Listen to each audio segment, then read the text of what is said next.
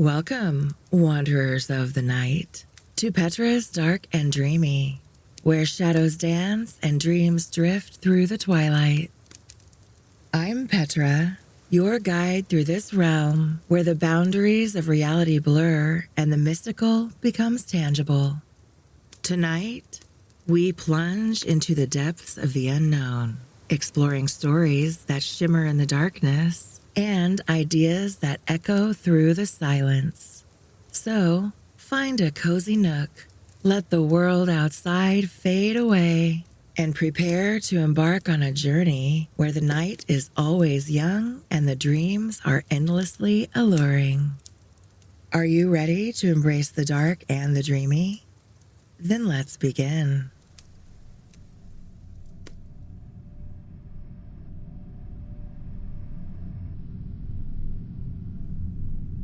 The War of the Worlds by H.G. Wells. Book 2, Chapter 3. The Days of Imprisonment.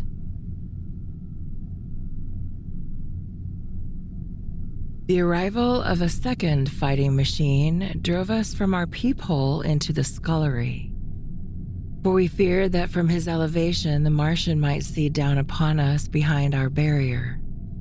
At a later date, we began to feel less in danger of their eyes, for to an eye in the dazzle of the sunlight outside, our refuge must have seemed a blind of blackness.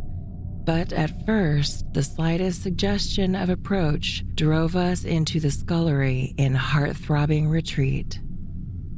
Yet, terrible as was the danger we incurred, the attraction of peeping was for both of us irresistible. And I recall now with a sort of wonder that, in spite of the infinite danger in which we were between starvation and a still more terrible death, we could yet struggle bitterly for that horrible privilege of sight. We would race across the kitchen in a grotesque pace between eagerness and the dread of making a noise, and strike one another and thrust and kick within a few inches of exposure. The fact is that we had absolutely incompatible dispositions and habits of thought and action, and our danger and isolation only accentuated the incompatibility. At Halliford, I had already come to hate his trick of helpless exclamation, his stupid rigidity of mind. His endless muttering monologue vitiated every effort I made to think out a line of action, and drove me at times, thus pent up and intensified, almost to the verge of craziness. He was as lacking in restraint as a silly woman. He would weep for hours together, and I verily believe that to the very end, this spoilt child of life thought his weak tears in some way efficacious. And I would sit in the darkness, unable to keep my mind off him by reason of his importunities. He ate more than I did, and it was in vain I pouted out that our only chance of life was to stop in the house until the Martians had done with their pit, that in that long patience a time might presently come when we should need food. He ate and drank impulsively in heavy meals at long intervals. He slept little. As the days wore on, his utter carelessness of any consideration so intensified our distress and danger that I had, much as I loathed doing it, to resort to threats and at last to blows. That brought him to reason for a time, but he was one of those weak creatures full of a shifty cunning, who face neither God nor man, who face not even themselves, void of pride, timorous, anemic, hateful souls. It is disagreeable for me to recall and write these things, but I set them down that my story may lack nothing. Those who have escaped the dark and terrible aspects of life will find my brutality, my flash of rage in our final tragedy, easy enough to blame, for they know what is wrong as well as any, but not what is possible to tortured men. But those who have been under the shadow, who have gone down at last to elemental things, will have a wider charity. And while within we fought out our dark, dim contest of whispers, snatched food and drink and gripping hands and blows, Without, in the pitiless sunlight of that terrible June, was the strange wonder, the unfamiliar routine of the Martians in the pit. Let me return to those first new experiences of mine. After a long time, I ventured back to the peephole to find that the newcomers had been reinforced by the occupants of no less than 3 of the fighting machines. These last had brought with them certain fresh appliances that stood in an orderly manner about the cylinder. The second handling machine was now completed and was busied in serving one of the novel contrivances the big machine had brought. This was a body resembling a milk can in its general form, above which oscillated a pear-shaped receptacle and from which a stream of white powder flowed into a circular basin below. The oscillatory motion was imparted to this by one tentacle of the handling machine. With 2 spatulate hands, the handling machine was digging out and flinging masses of clay into the pear-shaped receptacle above, while with another arm it periodically opened a door and removed rusty and blackened clinkers from the middle part of the machine.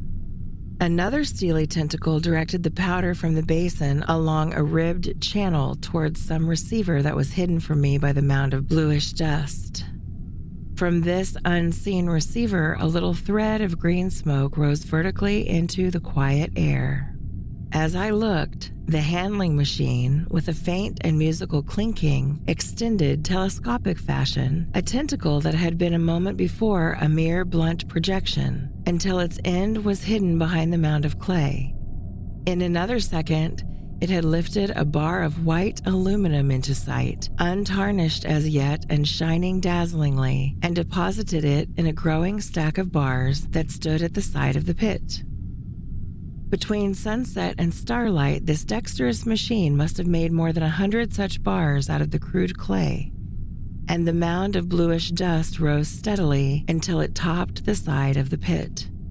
The contrast between the swift and complex movements of these contrivances and the inert, panting clumsiness of their masters was acute, and for days I had to tell myself repeatedly that these latter were indeed the living of the 2 things. The curate had possession of the slit when the first men were brought to the pit. I was sitting below, crouched together, listening with all my ears. He made a sudden movement backward, and I, fearful that we were observed, crouched in a spasm of terror.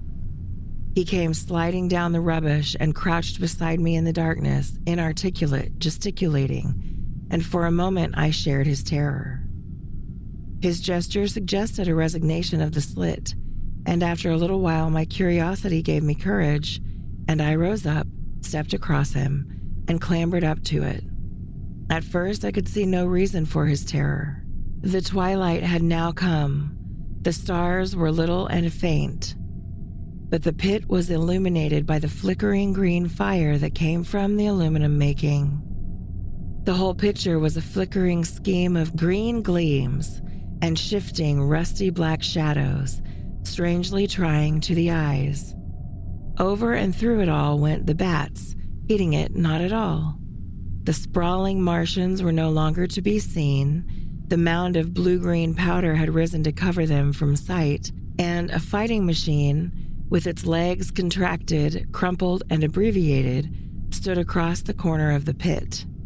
And then, amidst the clangor of the machinery, came a drifting suspicion of human voices that I entertained at first only to dismiss. I crouched, watching this fighting machine closely, satisfying myself now for the first time that the hood did indeed contain a Martian. As the green flames lifted, I could see the oily gleam of his integument and the brightness of his eyes.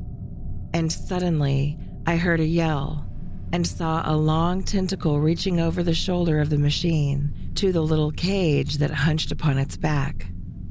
Then something struggling violently was lifted high against the sky, a black, vague enigma against the starlight, and as this black object came down again, I saw by the green brightness that it was a man. For an instant, he was clearly visible. He was a stout, ruddy, middle-aged man, well-dressed. 3 days before, he must have been walking the world, a man of considerable consequence. I could see his staring eyes and gleams of light on his studs and watch chain. He vanished behind the mound. For a moment, there was silence. And then began a shrieking and a sustained and cheerful hooting from the Martians. I slid down the rubbish, struggled to my feet, clapped my hands over my ears, and bolted into the scullery. The curate, who had been crouching silently with his arms over his head, looked up as I passed, cried out quite loudly at my desertion of him, and came running after me. That night, as we lurked in the scullery, balanced between our horror and the horrible fascination this peeping had, although I felt an urgent need of action, I tried in vain to conceive any plan of escape. But afterwards, during the second day, I was able to consider our position with great clearness. The curate, I found, was quite incapable of discussion. Strange terrors had already made him a creature of violent impulses, had robbed him of reason or forethought. Practically, he had already sunk to the level of an animal. But as the saying goes, I gripped myself with both hands. It grew upon my mind, once I could face the facts, that, terrible as our position was, there was as yet no justification for absolute despair.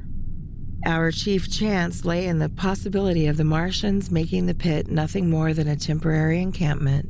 Or even if they kept it permanently, they might not consider it necessary to guard it, and a chance of escape might be afforded us. I also weighed very carefully the possibility of our digging a way out in a direction away from the pit, but the chances of our emerging within sight of some sentinel fighting machine seemed at first too enormous, and I should have had to have done all the digging myself. The curate would certainly have failed me. It was on the third day, if my memory serves me right, that I saw the lad killed. It was the only occasion on which I actually saw the Martians feed. After that experience, I avoided the hole in the wall for the better part of a day. I went into the scullery, removed the door, and spent some hours digging with my hatchet as silently as possible. But when I had made a hole about a couple of feet deep, the loose earth collapsed noisily, and I did not dare continue. I lost heart and lay down on the scullery floor for a long time, having no spirit even to move. And after that, I abandoned altogether the idea of escaping by excavation. It says much for the impression the Martians had made upon me that at first I entertained little or no hope of our escape being brought about by their overthrow through any human effort. But on the fourth or fifth night, I heard a sound like heavy guns.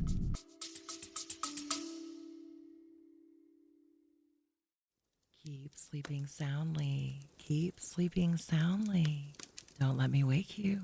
It's Petra. I'm stopping by to tell you why I use Buy Me a Coffee to connect with my audience and grow my podcast.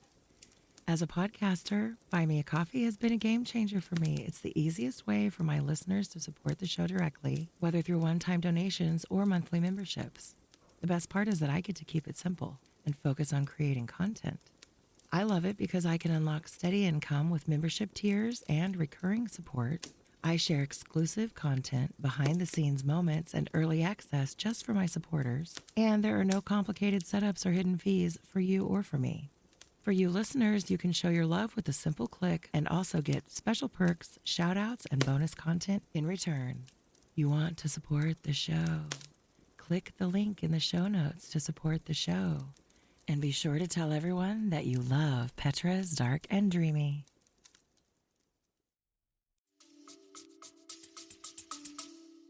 It was very late in the night, and the moon was shining brightly. The Martians had taken away the excavating machine, and save for a fighting machine that stood on the remoter bank of the pit, and a handling machine that was busied out of my sight in a corner of the pit immediately beneath my peephole, the place was deserted by them.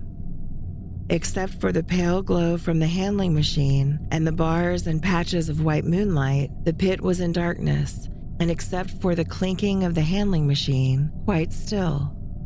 That night was a beautiful serenity. Save for one planet, the moon seemed to have the sky to herself.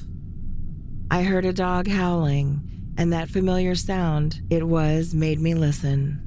Then I heard quite distinctly a booming exactly like the sound of great guns. 6 distinct reports I counted, and after a long interval, 6 again, and that was all. Chapter 4. The Death of the Curate. It was on the 6th day of our imprisonment that I peeped for the last time and presently found myself alone.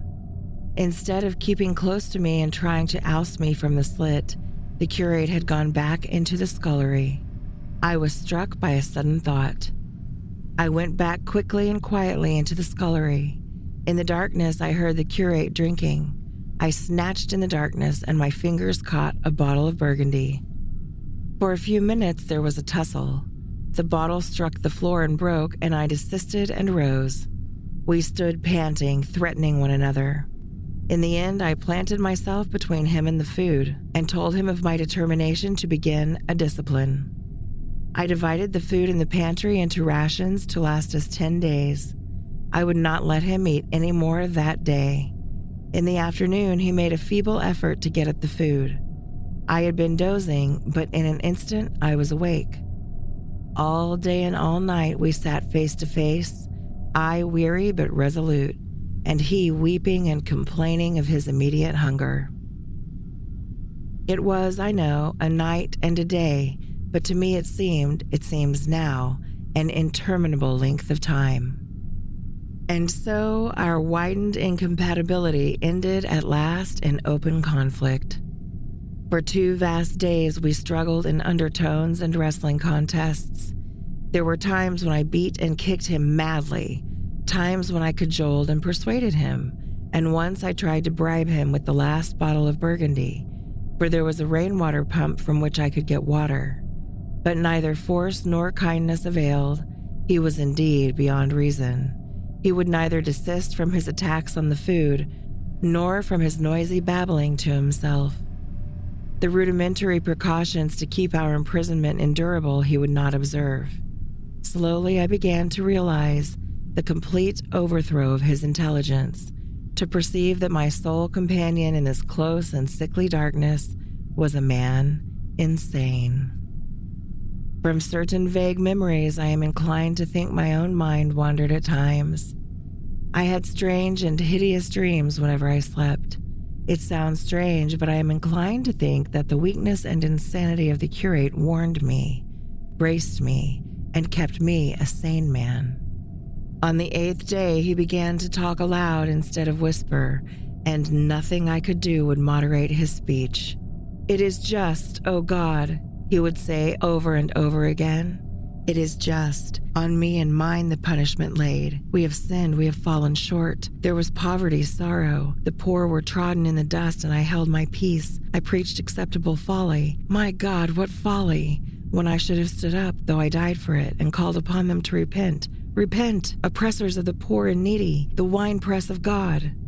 Then he would suddenly revert to the matter of the food I withheld from him, praying, begging, weeping, at last threatening. He began to raise his voice. I prayed him not to. He perceived a hold on me. He threatened he would shout and bring the Martians upon us. For a time that scared me, but any concession would have shortened our chance of escape beyond estimating. I defied him, although I felt no assurance that he might not do this thing.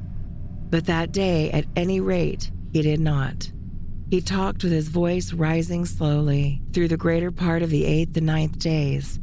Threats, entreaties mingled with a torrent of half-sane and always frothy repentance for his vacant sham of God's service, such as made me pity him. Then he slept a while and began again with renewed strength, so loudly that I must needs make him desist. "Be still," I implored. He rose to his knees, for he had been sitting in the darkness near the copper. "I have been still too long," he said in a tone that must have reached the pit, "and now I must bear my witness. Woe unto this unfaithful city! Woe, woe, woe, woe, woe to the inhabitants of the earth by reason of the other voices of the trumpet. "Shut up," I said, rising to my feet, and in a terror lest the Martians should hear us.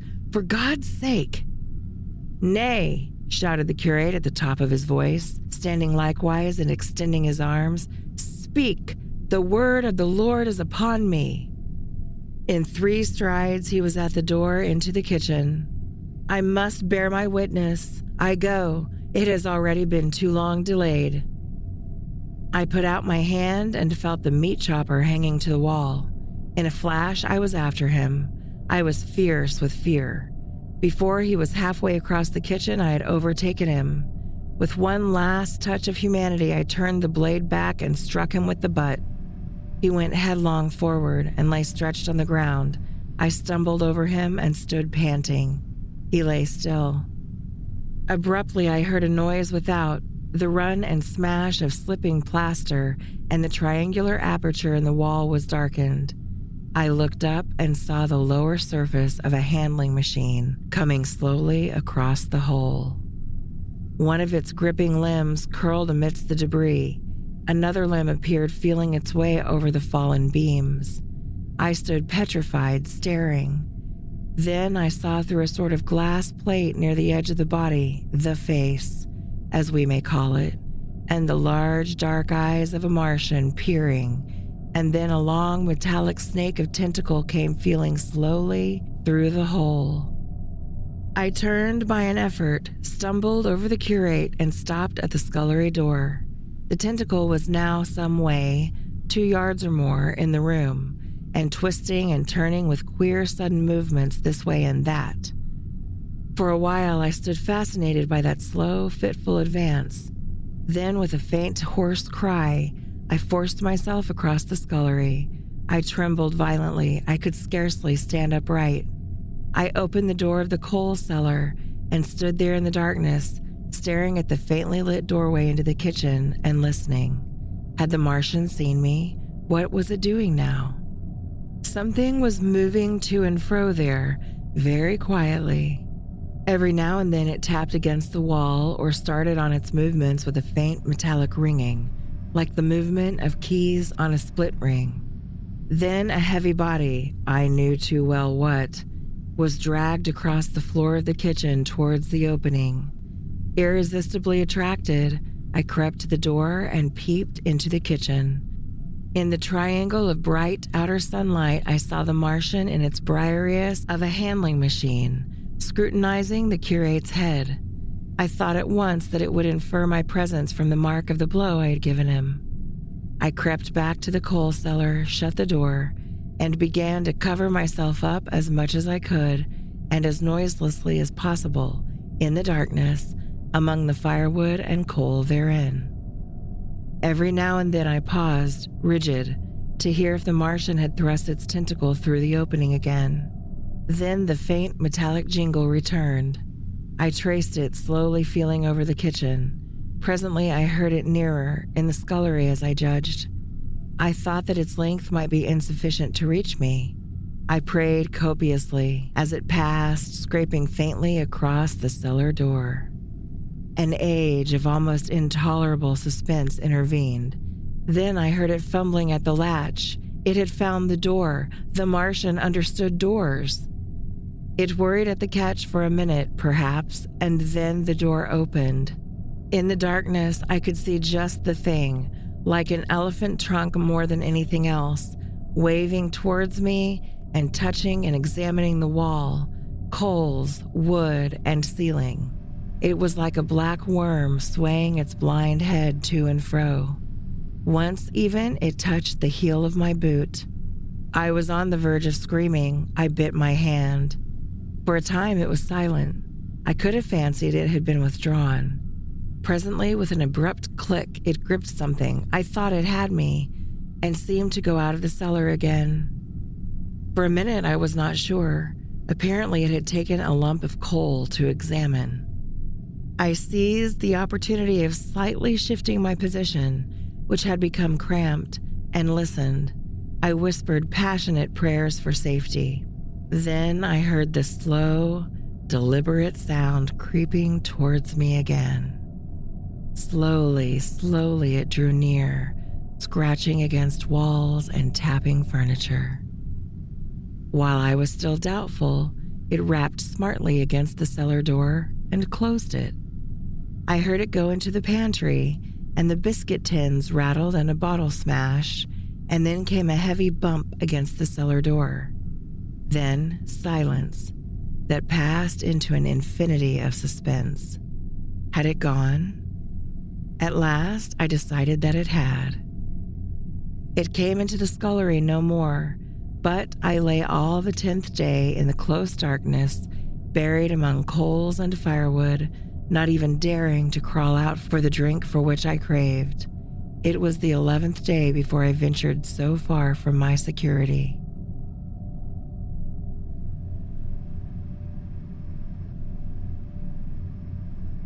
Thank you for tuning in and listening to this episode. Your support means the world to me, and I'm so grateful you've joined me on this journey. If you enjoyed the podcast, please take a moment to leave a review, whether on your favorite podcast platform or wherever you listen. Your feedback helps the show grow, and it lets others discover the stories we're sharing. Be sure to like, follow, download, and subscribe to support the show. If you are one of the first 100 subscribers, you can request your favorite literature read by me, Petra. Until next time, take care.